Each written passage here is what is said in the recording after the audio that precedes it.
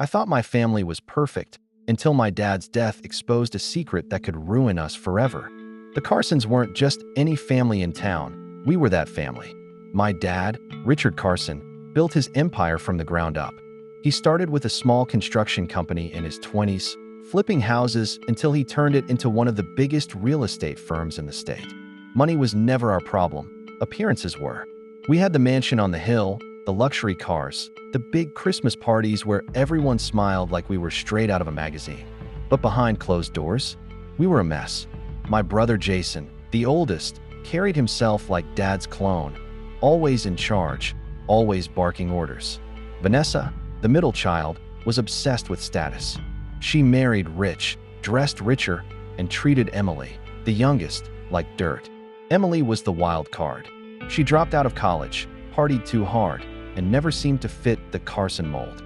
Mom checked out years ago.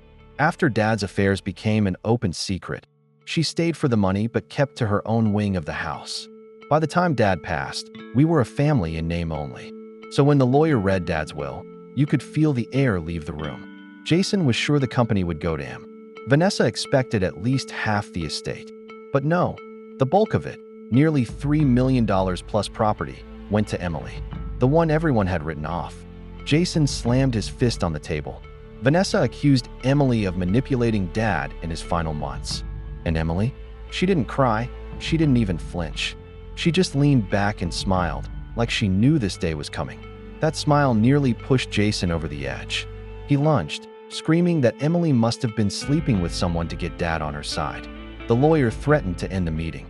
Vanessa started digging for proof, muttering about hiring a private investigator. But then, Jason found Dad's old phone. And that's when everything shifted. Hidden in the messages were late-night texts to Emily. Cryptic, protective, almost desperate. And one name kept coming up.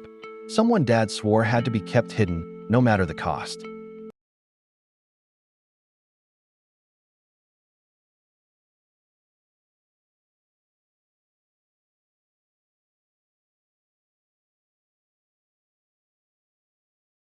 Jason scrolled further, and his face went pale.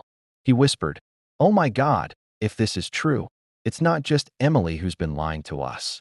It's Dad. And if the world finds out who he was protecting, the Carson name is finished." And the worst part? Emily walked into the room right then, holding the exact same phone Jason was reading from.